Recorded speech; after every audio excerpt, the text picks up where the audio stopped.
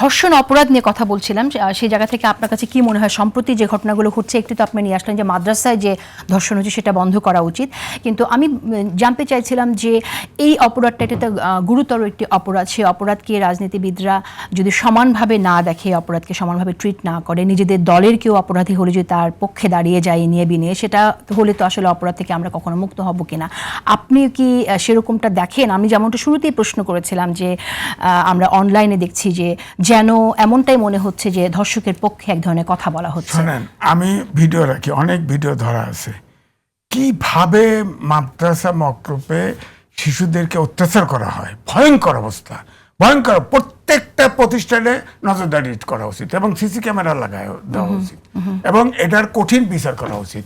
আইন না থাকলেও আইন তৈরি করা, উনি ভালো জানে যে ধর্ষণ করলে, বলাৎকার করলে কি হয়। আইন না থাকলে আইন করা উচিত।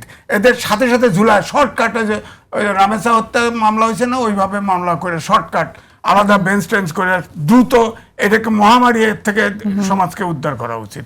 ধর্ষণ, আমরা মুসলমান অধ্যুষিত দেশ, এখানে ধর্ষণ বলাৎকার থাকবে কেন? এগুলো ফাও কথা কেন?